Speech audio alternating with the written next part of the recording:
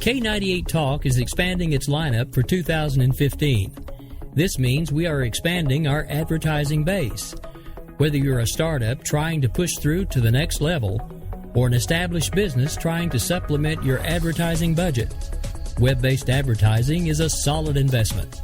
Thanks to Talk's newest partnership with TuneIn Radio and instant access to our sister station, K98 FM, we give you worldwide access at a reasonable cost. Interested parties should email us at sales@k98fm.com.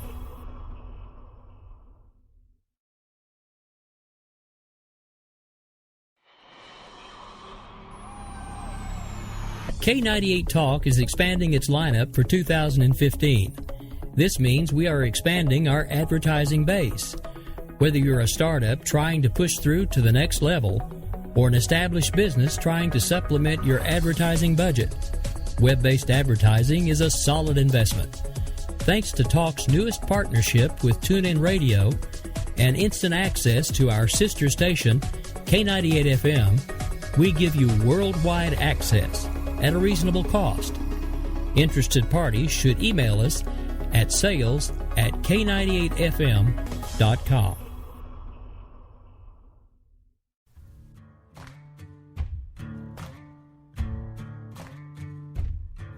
K98talk.com, a leader in internet radio.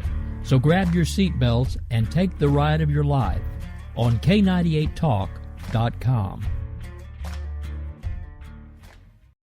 We believe in the American way, and we built this country called the USA, and we fly our flag because we're proud and free, we're Americans.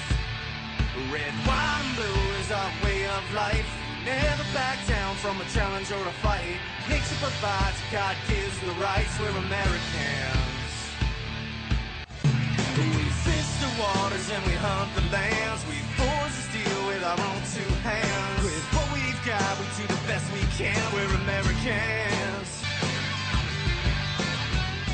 It's time now for the Conservative Curmudgeon Radio Show on K98 Talk. Now, here's Grouchy. It is good to be back live on the air with you. I'll tell you what, last Wednesday night I was traveling to Oklahoma City to attend the Southern Republican Leadership Conference along with fellow show host and tonight's producer, Rowdy Rick Robinson. And I want to thank Rick and the state of Oklahoma and SRLC for the fine hospitality and a great time that was had by me and my lovely daughter who joined me there. And I mean, we had a blast. We did a lot of good stuff there, both for the show and for the station. And we're going to recap all the events of that tonight. We're going to keep it pretty simple. We've got some interviews, not the least of which is my one-on-one sit down with Ambassador John Bolton. I also talked with presidential candidate Mark Everson. I know he's not one of the bigger names that you're going to know, but you're going to want to listen to what this man has to say, because I can promise you that there are some refreshing ideas in his comments that you have never heard from any candidate in the history of a presidential race. And we also met a longtime Twitter friend of mine that, you know, we had followed each other for months prior to meeting at this convention, and that is my friend at More or Less Government, More Fun. Yeah, you can find him on Twitter at LessGov More Fun. And if you're not following him already, you should be, because that is a gold mine of a Twitter account. And want to thank them for the free swag at the conference. I am sporting it right now and have been since I got back. And you should visit their website and get some of that great swag, because it's good stuff. And it's a great message to get out there too, because if there is one thing our country could use right now, it is less government and more fun. So, SRLC 2015, by now everybody's heard the news that Ben Carson won the straw poll. I'm going to talk about that for a minute or two. And I have a theory as to possibly how Carson did so well at this straw poll. I'm not saying that it's factual, it's only a theory. And before anybody starts listening to me and starts screaming at their computer that I hate Ben Carson, stop, because I don't. Okay? Ben Carson did nothing wrong, and his people did, well, they did a little something wrong, but not anything wrong in relation to the straw poll. So here is my theory on how Carson did so well in the straw poll. There were about 10 to 12 straw pollers working the convention floor. At any given time during the convention, 3 or 4 of these straw pollers were standing with their handheld devices at Camp Carson's table. Now, I'm not saying that Camp Carson did anything wrong other than their minor infractions of etiquette and maybe even earning themselves the nickname Cult Carson instead of Camp Carson. They were maniacal in tracking people down, trying to force merchandise on them. Okay, I get it. I am all about advocating for your candidate strongly in the primaries. You should support your candidate through and through.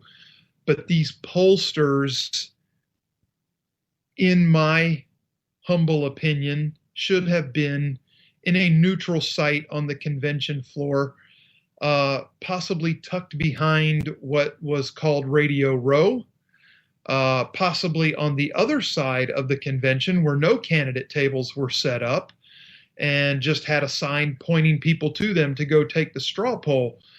I don't think that voters were necessarily intimidated in the sense that we're used to seeing Black Panthers showing up at polling places with billy clubs out. But I do think having pollsters camped out in front of a specific candidate's table could send the wrong message and maybe leave them feeling a little pressured, especially by probably the anywhere between 12 and 30 people that were crammed around the Carson table at the convention at any given time. And with the incessant pushing of the merchandise onto people while they were trying to take the straw polls, I'm not saying the poll would have come out differently in relation to how Carson finished, but I'm saying that maybe there was at least the appearance of some favoritism or impropriety. And again, not Carson's fault and not his people's fault. So don't give me the I hate Carson crap, because I'm tired of that already. Carson's people were rabid, absolutely rabid. And Carson gave, after the straw poll had been taken, by the way, a completely innocuous speech that was filled with an anecdote inside of an anecdote about something anecdotal. And he did absolutely nothing to show me why I should rally behind him as a presidential candidate. And I like Ben Carson. I do have a little problem with his waffling on 2A. I think if you're willing to cave on 2A, then I worry about what else you're willing to cave on.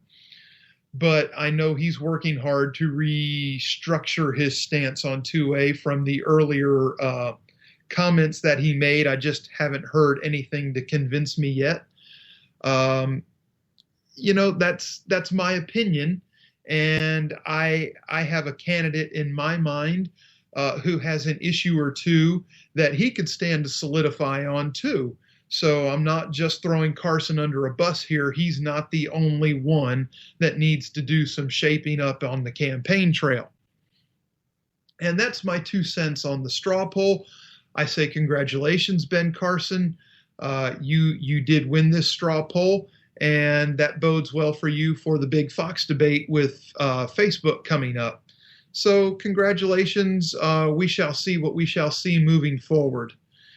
Now, back to some of the good stuff that was really going on at the conference. We had a great chance to spend a couple of days with our friend Buddy over at Less Government, More Fun. He ended up occupying the NPR table on Radio Row because NPR was conspicuous by their not showing up at all. And way to go, NPR, if you're out there. We know what your slant on a Republican conference would be. So I guess there really wasn't a point in you showing up after all, but it would have been nice if you had just called and canceled your table so somebody else could have officially had it on Radio Row. That being said, we got to have a nice sit down with the owner / founder / CEO / genius behind Less Government, More Fun. His name is Buddy Belk, and he is a super fantastic guy. And we're going to queue up an interview that we recorded with him.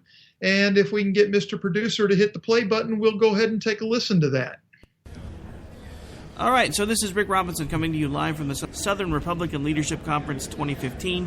Again, joined by G, the guy who made the road trip to come hang out with me for this political fest of love we like to call Southern Republican Leadership. We are joined today by a member of Less Government, More Fun, who is sitting across the table from us right now. This is the man. This is Buddy. Buddy Hey guys. Bell, right? Buddy Belk, yep. Buddy Belk with Less Government, More Fun. Buddy, I have followed you on Twitter for months now, and it is great to put a face with the account. Thank you. Likewise. People, if you do not follow Less Gov, More Fun on Twitter, you're spinning your wheels and wasting your time. Get out there and follow this guy. Lots and lots of brilliance coming off this account. Well, you're far too kind. I guess that $100 bill did some good here for me. Dinner. Wait, he got paid? Oh, excuse me. I didn't mean that. So, buddy, tell us what got your group started? Sure.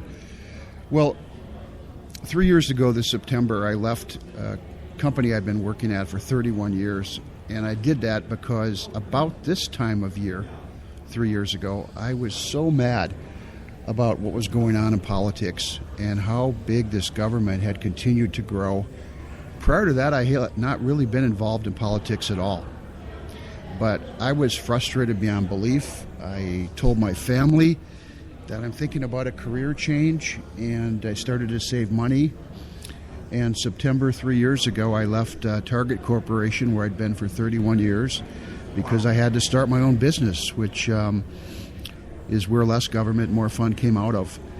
And my mission, you can find this as well on our website, lessgovmorefun.com, is really just to spread the word of conservatism and what our founding fathers fought and died for 240-some years ago. It's just ridiculous they were going to war over a 2% increase in taxation from England. We go to bed and the next day we get up and there's a 2% hike and we don't even know about it. Right. And I'm not a no government guy. We need government. We need it like our founders had intended it to be. But it is so out of whack right now that I just had to do something. So that's the history on it. Well, buddy, that's commendable. That's real commitment. There's people that are committed. Like I guess you would call it the bacon and egg breakfast. The chicken was committed, but the pig was really committed. Right. And you are really committed to turn your back on a 31-year career at a good company that obviously had treated you well, or you wouldn't have been there for 31 years to begin with. Right. And to take this on, I definitely stand in awe of that kind of courage. Well, you guys do the same kind of thing. You're making commitment to things that matter. that are real. And I, not to discredit my former position, loved it. Great company, great people, learned a ton, provided for my family for years. This, however, came up, and I just could not sit any longer. And, prior to that, I had not been involved at all. Historically, I tended to fall more in a conservative voting pattern because that's what I felt. You didn't need government to try to solve problems.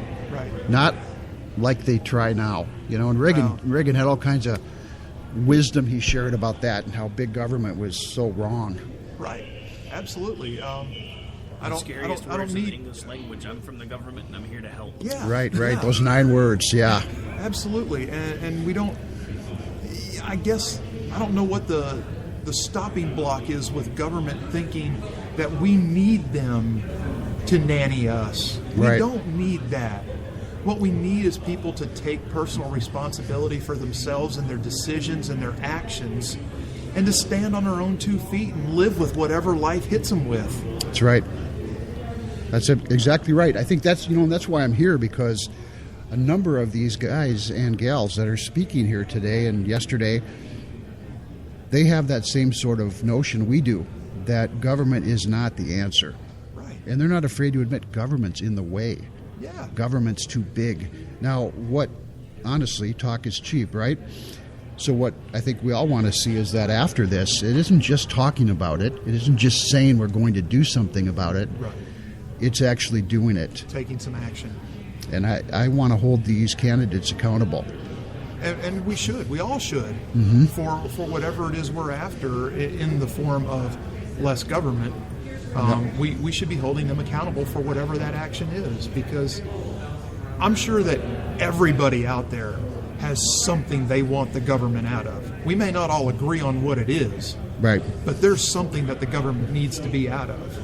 Yeah, absolutely. And why not? Yep. Why not? And that list long, from Department of Education to enabling. Department of Energy. Yes. Yeah, and what a state for that. Here we are, in Oklahoma. Energy is a big deal, and we don't need a Department of Energy to try to tell us what to do and give us more regulations. Absolutely. Well, G, you brought up a good point earlier about how we need people that will basically stand up, take responsibility for their choices, live with what life throws at them. The problem is the government doesn't want people to do that. The government wants people dependent on it because it's become this monster that has to continually find ways to feed itself. And that's the bad thing about the government money, government funding. They don't know how not to spend money, and their programs are designed that way on purpose, because if you'll notice, like even around here in this state, you'll see tons of road construction start in November, and it usually is at least started by November, maybe December. And that's because they have to use the money that they got for that year, or whatever agency they got that funding from is going to cut it. Right. We should be rewarding people for being able to save money, not penalizing them and rewarding them for spending it instead, which is what the government does. It doesn't. And sadly, I've noticed in private sector, because I won't mention where my wife works, but she works in a place where they've started the same kind of process in the private sector. Okay. They're getting to the point now where if you cut your hours, they continue to make you cut your hours for your employees, or they make you cut staff. And now the place that she works is run on a skeleton crew because they figured out they can do it with a skeleton crew.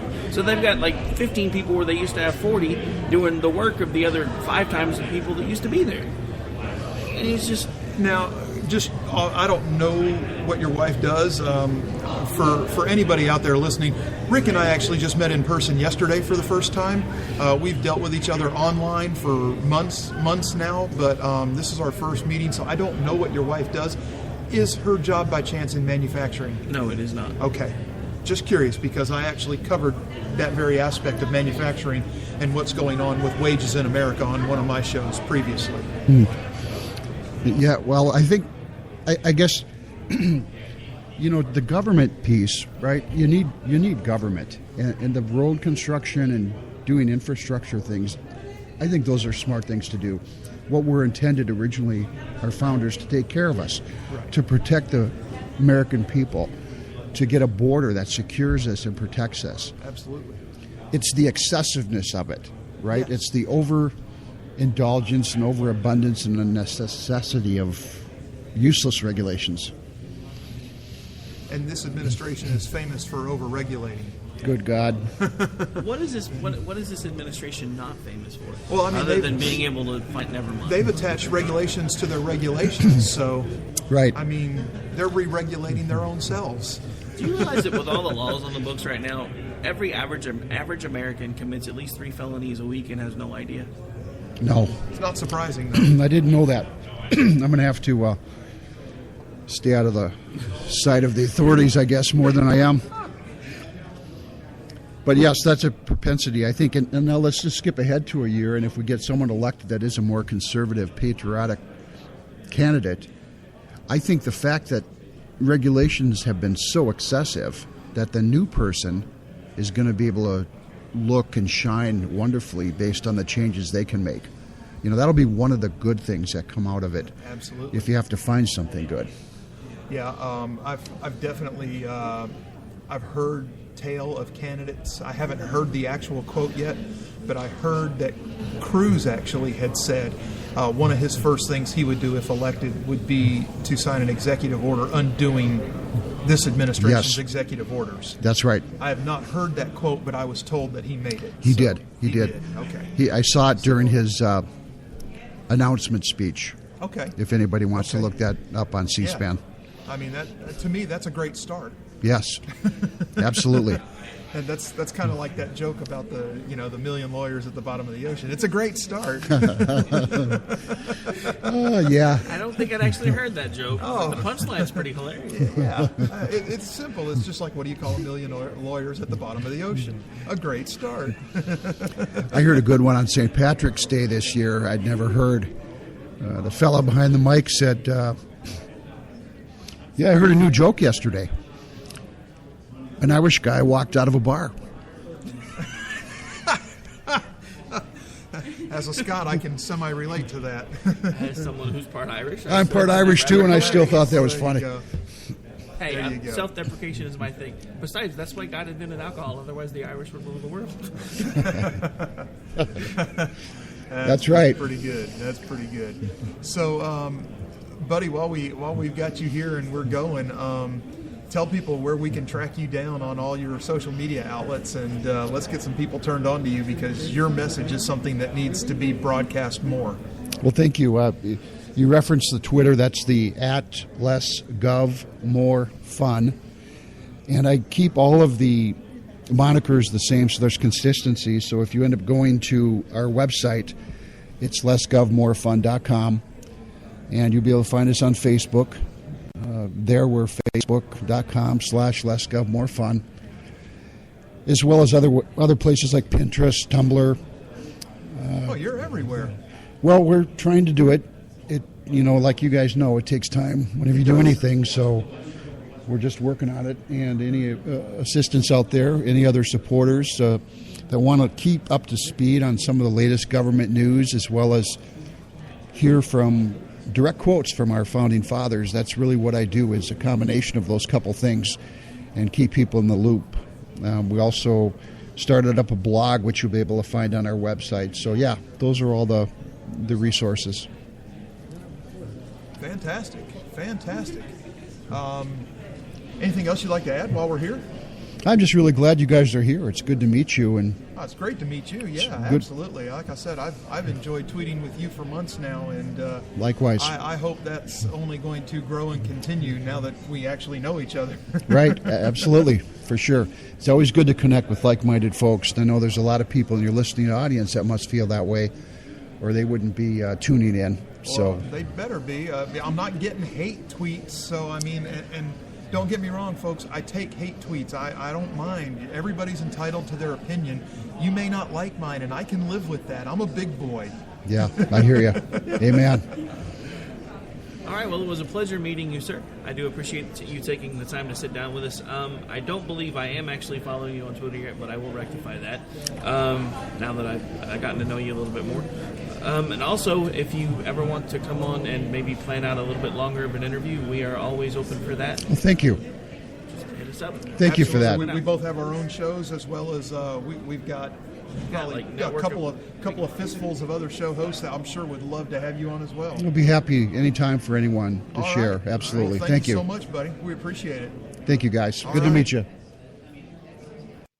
All right, folks, that was Buddy Belk with Less Gov, More Fun from the Southern Republican Leadership Conference. And that was the third voice you heard is Mr. Producer tonight and host of America Off the Rails, Rowdy Rick Robinson. And we're going to take a quick commercial break, and we're going to come back, and we've got a couple more interviews for you, as well as a little bit more information on the conference. So stay tuned. We'll be right back. Oh, but ain't that America?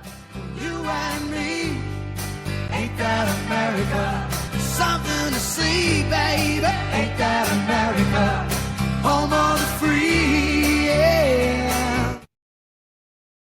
We will never fully understand what we've asked of our military service members or their families, asking them to put themselves in harm's way, to endure it all.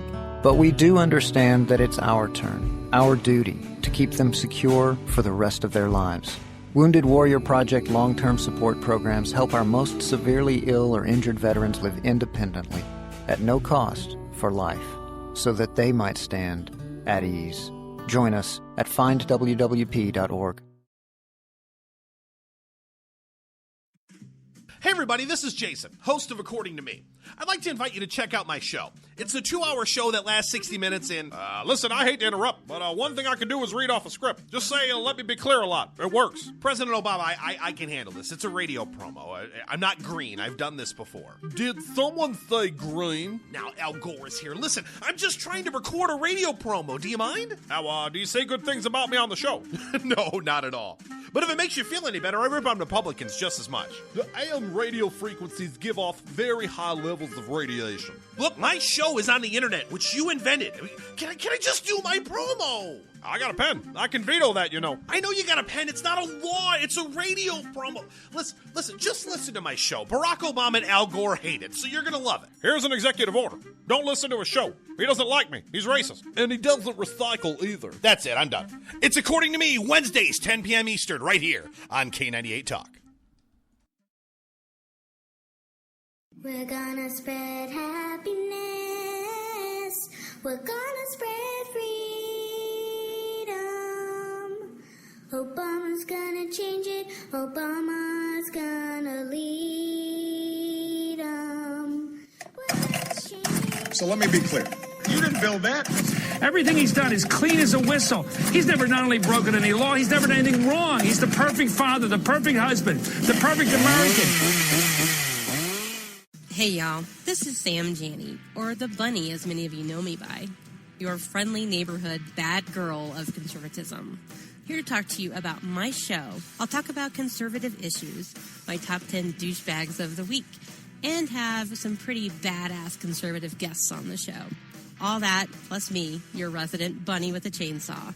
Wednesday nights will never be the same. It's Unapologetically Bunny. Wednesdays, 9 p.m. Eastern, right here on K98 Talk. Oh, but ain't that America? You and me, ain't that America? Something to see, baby. Ain't that America? Home of the free, yeah. Home of the free. Welcome back. It is Wednesday night on K98Talk.com, home of Conservative Talk Radio's grand slam of programming. Tonight, pinch hitting for America Off the Rails was the Liz Harrison Show, and you are now live with me. And then you get Bunny afterwards, and batting in the last slot to knock everybody home is Jason DeWilkins on According to Me. Now we're going to get back to SRLC 2015 from Oklahoma City. We met on the last day of the conference.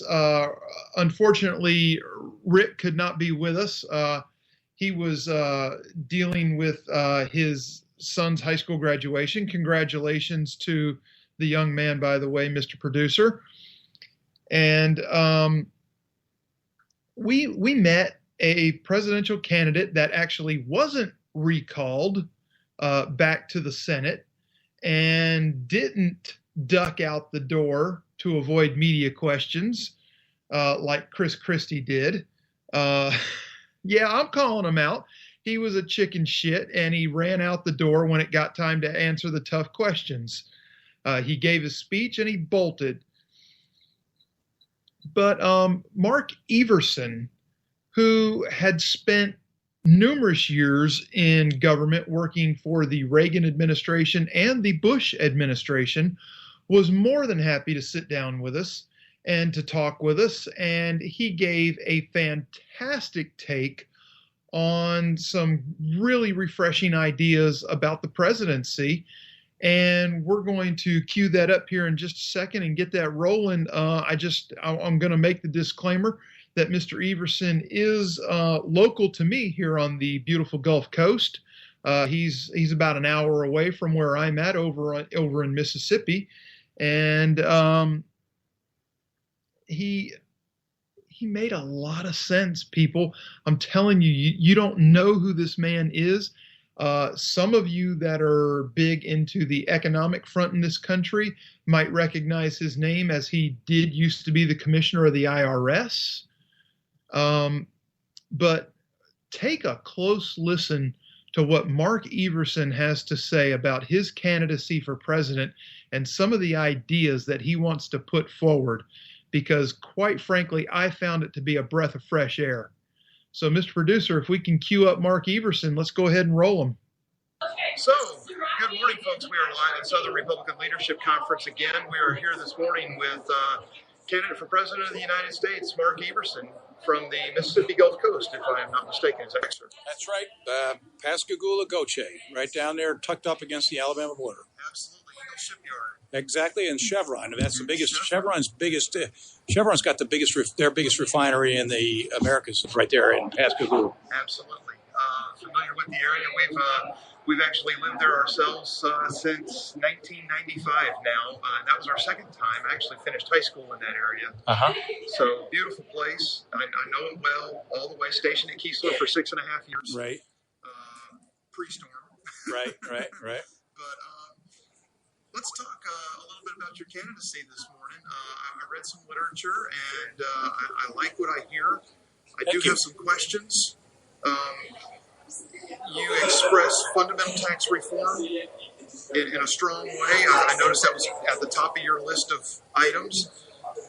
It's not something we haven't heard from other candidates, so please explain what you feel is fundamental tax reform. Right. Look, I've been in business, so I understand the complexity of the tax code and its daunting nature. And I've run the IRS. I was there for over 4 years, so I know it from the government side. I'm suggesting that we put in a consumption tax, and that if we do that, we can take 150 million Americans off the income tax rolls, pay their consumption tax. Everybody will pay a consumption tax, but the 150 can come off the income tax rolls and don't have to go through the anguish of filing a return each year with the IRS. If we do that, then the upper end, the high income earners, they will continue to pay income tax. This is really how the system started, where only the very high end paid the income tax a century ago when we started out with it. We can do that. We can bring that rate way down from what it is. We can also bring down the corporate rate if we follow this competitive tax plan. That'll make our business more competitive overseas. The other benefits on this, it's revenue neutral. We've got huge looming deficit problems down the road, infrastructure, needs for our military. So we need to bring in the same amount of money we've got now. This will help the economy grow. It'll reduce burden for Americans, and over time, it'll help us, if you will, bring up revenues to cover this spending needs we have.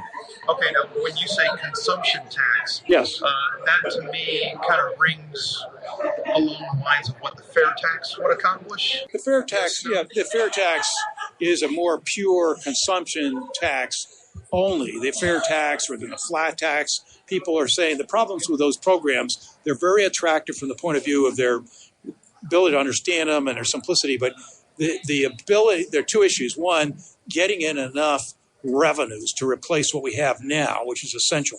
That's difficult. And two, the distribution of burden. The benefit of the plan that I articulate is it leaves the distribution of burden relatively in place. The top end paying about as much as they do now, the middle and the lower end. I think that's important too, because otherwise there's going to be screaming about fairness, and we can't make the tax system less progressive than it is now. I'd keep it where it is, more or less. Okay, fair enough. Now, you also talk about real balanced reforms to entitlement programs. Yes. Please elaborate. Yes.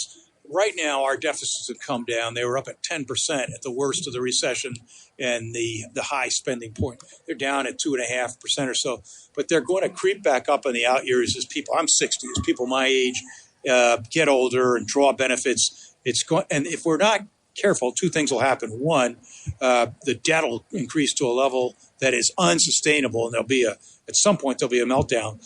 But even before that, we'll squeeze out the ability to do any general government spending, and this concludes our defenses. So I suggest that we have to get after this now before it's too late. I'm not in favor of increasing the revenue, the tax burden on high-income individuals, but I would means test certain of our benefits programs like Social Security. I would do what Reagan and O'Neill did 30 years ago when they pushed out the eligibility ages a little bit over time. I'd hasten to add I wouldn't do anything to benefits that are being drawn now by seniors or by people who are about to get there. But you got to phase it in over time. If we don't do these things, we're really shortchanging our youth. I tend to agree. Definitely like the idea. You did mention you were the former IRS commissioner, and that was under Reagan, correct? That was Bush. I was the deputy at INS under Ed Meese and Reagan. That was in the 80s, and I ran the IRS from 03 through 07. Oh, okay, much more recently. Yes. Okay, so your take on what happened this past tax season with Commissioner Koskinen talking about how they couldn't actually provide the support that Americans were used to getting due to their quote-unquote lack of funding. Right. It is true that the funding has been cut, and it's been cut at a time when the demands on the services are greater because there's this huge problem of identity theft with millions of people or millions of cases of stolen identity that the service has to confront. The Affordable Care Act has put a huge burden on the service. I can tell you this, a lot of the very best systems people were taken off their tax administration jobs and put over on the Affordable Care Act. So that can't help but have had an impact. And there's more to do in the international arena as well. So when you take all that, add it all up, and then you cut the budget, inevitably you have a decrease in the ability of people to get in on the phones, and you do have lower enforcement levels. Now, let me say, to a large degree, the Republicans have said part of this is punitive because of the political targeting and the way the service handle it. I want to be very clear. When I was there was no political targeting. That's the way it should be. The IRS did not handle all that well at all, and has left a residue of distaste that's hurting them still. Yeah, I definitely agree with that. The opinion is strong against them right now. Yep. Also noticed on your resume accomplishment list, you were also with the INS. Yes. I would love to get your opinion on, as far as what Representative McCall is doing with the immigration bill, with proposal to not defund, but shift funds away from the highly successful dual-layered gap fencing on the border, more to like a bulwark-style system. Representative McCall's actually said that he set this up intentionally to allow workers on the south of the border to drive up to the border, park a vehicle, and walk across and go to work, and then go back home in the evenings. Your thoughts? I'm not familiar with that proposal, so I'll have to take a look at it. Okay. I think we need to strengthen the border. At the same time, we need to be realistic about our economic needs. Very important that we have a legal immigration system that's responsive to that. We have things. There's a lot of discussion on the agricultural workers, for instance. We need to have appropriate attention to that. But I don't think I believe that we need to have a path to citizenship for those who've been here legally, who are pulling their weight. Sending them back is going to be disruptive to our society, to our economy. If they've been engaged in criminal activity, fair enough. I don't want them here. But we need to look at this from a point of view of our self-interest. We also need to look at We need to reinforce our tradition of assimilation in America. One America, the melting pot, we all move forward together. Right. So come here legally, do it the right way. Yes. We welcome you. Yes. If you don't do it the right way and you sneak across the border, send them home. Going forward, that's exactly, we have to have it all tightened up. And I do believe in interior enforcement and where warranted deportations. On the other hand, what I've said is if you change the legal immigration system, you strengthen the border, and you provide interior enforcement, this E-Verify, so that anybody trying to get a job has to go through the screen of verifying they're eligible to work. If you do all those things, then you've got to deal with the people who are here and who are productive and are part of the communities. I would suggest we should give them the path to citizenship so that we're all in this together. We can look. I've lived in France. I've seen where it goes if you don't have a tradition of assimilation.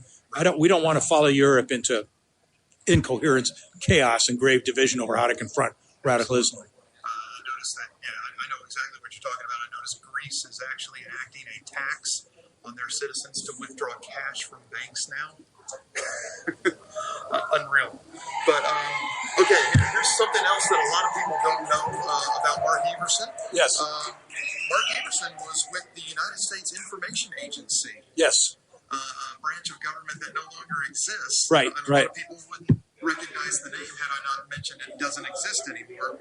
You work with Cold War foreign policy. Yes. Yeah. So you definitely understand foreign policy and Yes. where it needs to go and where it's not headed right now. Oh, yes. What do you see currently happening foreign policy-wise that we need to rectify, and how would you do that? Well, again, the backdrop, my seasoning in this is having lived overseas in 3 different countries. And it's also, yes, so it was the Reagan days. We worked, I was in meetings in the Situation Room with President Reagan talking about missile deployment, INF missile deployment in Europe, or surrogate broadcasting to Cuba, Radio Marti. So, yes, I've seen a successful foreign policy. I think that what we've done here, this president has been very adamant about engaging with adversaries. On day one, first thing I do, I got this question in Iowa, first thing I do is get on the phone and reach out to our allies. We've spent too much time working with our adversaries at the cost of relationships with our allies. So that's what we need to do, and we need to absolutely strengthen our military. That's why we've got to make these spending changes. And particularly, I'm concerned about the Navy. We need to rebuild the Navy because it projects our power. It guarantees our commercial interests. It's a very flexible tool, and its presence can send a strong message to a growing Russia or an ever more muscular China about world interests. Absolutely. Okay, great. And one thing I find very interesting that I saw in your campaign literature is you're saying you would only serve one term to avoid any kind of re-election politic decisions. Yes, I've been very struck. I've been in 2 very different administrations. The first, the Reagan administration, and then the second Bush administration. And very different administrations, but by year 3, up and down the line, everybody's gearing up for the reelect. We're in trying times with very significant issues to confront.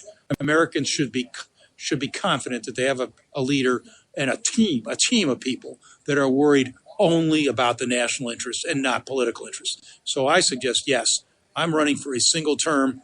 That'll be it. As Neil Cavuto said, one and done. And I will seek and advocate a constitutional amendment to bind future presidents to a single 5 or 6 year term. I just think we'll run better if we do that. Okay, fair enough. I like the idea.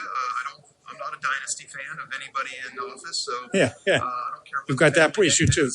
Yeah, absolutely. Okay, well, that's pretty much all I have. Good. As far as asking you if you would like to add anything, we are. No, I think you've got it. I think that you've hit the big points. Okay. Very good, ladies and gentlemen. Mark Everson, candidate for President of the United States, live in Oklahoma City at the Southern Republican Leadership Conference. Thank you, Mr. Everson, for stopping by. Thank you for having me. All right. Really sorry about the audio on that, folks. It was recorded on a cell phone, and some of the background noise was horrific, I understand, but it really got the point across. He wants to push for a one-term presidency for everybody in the future to do away with all of the re-election politicking that goes on, all the favors that get done for re-electing and all that good stuff like that. And quite frankly, if you've heard that from somebody before, please let me know, because I never have, and I think it's a fantastic idea. Now, we're running short on time, so we're going to jump straight to the highlight of my conference, and that was my one-on-one sit-down with Ambassador John Bolton. Bolden, listen to me. Still flabbergasted that he actually took the time to sit down and talk with me. So, Mr. Producer, let's roll it. I know we're tight on time, so let's go ahead and do it. We are live at Southern Republican Leadership Conference in Oklahoma City, and we just sat down with Ambassador John Bolton. Thank you for joining us, Mr. Ambassador. Glad to be with you. Absolutely. I've actually got some very interesting questions from some viewers or listeners that would like to know a few things. We know you're not declared as a candidate, and we're good with that, so I'm going to steer away from candidate-style questions. Okay. But we have a great respect for you at K98 and myself personally. I think you're probably one of the more cogent and intelligent men that get good airtime on television, and I really appreciate hearing that. But first thing, I'm going to grab one out of the blue here, and my beautiful daughter would like to know what your thoughts are on the United Nations playing a role in a conservative small government America. Well, I don't think the UN really should have any role in any domestic issues that we face, and I think one of the risks that we see with Obama in his remaining 20 months in office is that he will do what I think his ideology would like him to do, which is to depend more and more on the UN. You know, things like gun control, the death penalty, family issues. Americans have different views on these questions, but we can debate them. We'll decide within our constitutional framework what our policies are going to be. I think Obama would rather have those questions decided internationally, and many others, the environment, climate change, a whole range of these things. I think that's very dangerous for the United States, and I think it would be important in a Republican administration to make it clear that we like our Constitution the way it is. We don't need any advice from the United Nations. If others want to do it, that's up to them, but it's not for us. Great. I like that stance, and that's kind of what I was hoping you would say, is that they shouldn't have a role. Next up, I have Colonel Obvious actually submitted me a question the other day about UN official Christina Figueres actually emboldeningly saying that their climate change agenda is really designed to take capitalism down. Yeah. And well, move look, on that. This is within the UN bureaucracy. I know very well a lot of people who have never lost the socialist point of view. They are anti-capitalist. Many of them are flatly anti-American. And to me, this is the big issue that I think Americans should be concerned about when we talk about global warming or climate change. I'm not a scientist. I don't know whether global warming is occurring. I don't know whether it's caused by human activity. I know the Earth's climate has changed over centuries and millennia. And it could well be that mankind's activities are having some effect on the climate, although we don't know exactly what it is. What bothers me is not that debate. I'll leave people who are more knowledgeable about that conduct that debate. What bothers me are the solutions that the climate change activists propose, because every one of them involves more interference and regulation by the government, either by our national government or through international organizations. And the thing that people should understand is that these activists would propose the same solutions even if the problem were global cooling. It's the latest excuse for greater government control over our lives. And I think where we should engage the debate is to say, if all this is true, and if global warming is a bad thing, and I think that's a debatable proposition, true, but even assuming that it's a bad thing, this is the wrong way to do anything about it. Great. Okay. Now, from my own personal standpoint, we have a Congress that has, especially in the last few months since the midterm election, has time and again shown their distrust of President Obama on a myriad of topics. Why is it that you see Congress so anxious to give him the wide-ranging authority for fast trade? Well, I think that the legislation that they're considering on the Trade Partnership for the Pacific and Fast Track needs to be scrutinized very closely. And obviously, I'm as worried about what Obama's long-term objectives are as anybody else. But the objective of Fast Track is actually to give Congress continuing insight into how trade negotiations go, so that they can affect the negotiations on an ongoing, in effect, continuous basis, rather than the alternative, which is Obama negotiates whatever deal he wants and then come back to the Congress and say, here it is, take it or leave it. I think that Fast Track, and people can argue about this, I think it actually gives Congress a greater oversight role, greater involvement, if they use it. In other words, if they take advantage of the authority. This is how it worked in previous administrations. I think under Obama, people have to have even closer scrutiny of what he's negotiating. But I think if Congress is prepared to do that, then we'll see an agreement that should benefit American consumers in particular by lowering trade barriers and bringing them goods and services at lower prices. Well, we can certainly hope so. But it requires, let's be clear, until this president leaves office, I think everything he does should be scrutinized very carefully. There's simply no argument with that as far as I'm concerned. Couldn't agree more, sir. I have a concern over the Trans-Pacific partnership in that I see huge doors open that would possibly allow China to become part of this in the future. Your thoughts on that? Well, the TPP was started back in the Bush administration as a strategic alternative to China. In other words, this was intended to be a way to enhance American involvement in the Pacific region and to tie those economies more closely together with us. So under Obama, of course, our China policy has been completely feckless. And I think what we see today in China under Xi Jinping is a movement back toward a more autocratic system, a more Maoist policy domestically and certainly internationally. And I think it requires a greater American involvement. That's what I think the right kind of TPP should bring. So that brings us back to the Fast Track legislation. As TPP is being negotiated, this puts Congress right in the center of that. And if it looks like we're opening the door to China, that's the point for Congress to put its foot down. Well, let's hope they do that. Okay. I read a piece lately that I considered, and I don't even know if you've seen it or not, but I considered it a hit piece on you. By a somewhat questionable media outlet. It's the first time that's ever happened. Exactly. I can't believe that. And this was actually, it happened before you had announced that you would not be running. They had called you a one-topic candidate. They said you were the Bomberan man. And I mean, I know you've certainly heard critics before.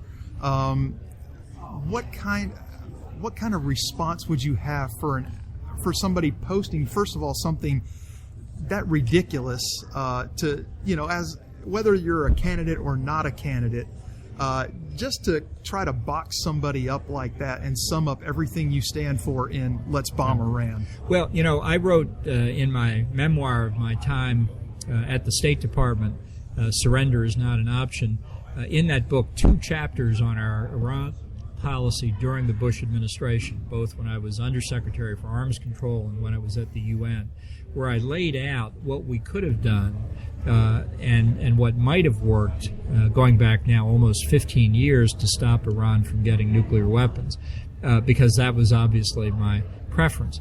We are where we are today, and it's very unfortunate because I think under the deal that Obama is negotiating, Iran will get nuclear weapons at a time of their choosing. Whether we have the deal or not, they're on the path to it. This deal, in my way, simply greases the skids. So we're in a very unpleasant position. But We're not there because we want to be there. We're there because of the president's policies over the past 6 years in particular. Had I run for office, let me say, I would have been a 360-degree candidate. I don't consider national security to be a single issue like, broccoli subsidies or something like that. I think it's an overwhelmingly important issue. It is the existential question. And I don't make any apologies for that. Absolutely. But I also believe that if to be taken seriously as a candidate for president, you have to be willing to address all the issues.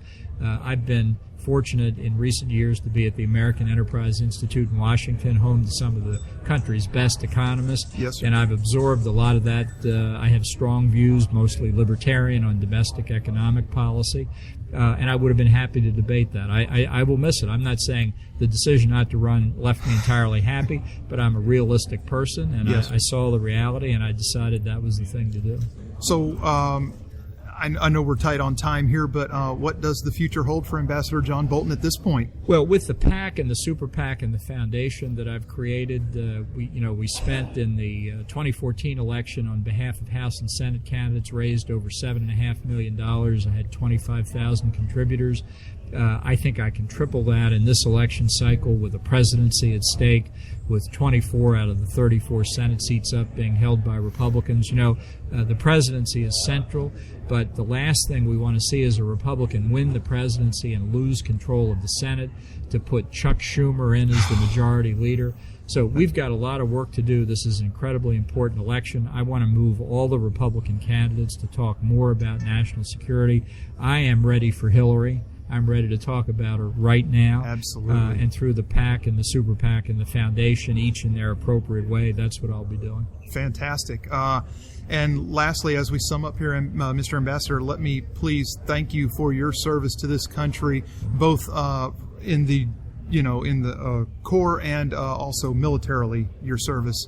Having done 10 years myself and been to the Gulf, I know what we all have seen and done, and thank you so much for everything you've done for us. Well, I appreciate your kind words. Look, it's an honor to serve the country, and it's something we should all do. Absolutely. Ladies and gentlemen, Ambassador John Bolton, thank you very much for stopping by. My pleasure. Thank you.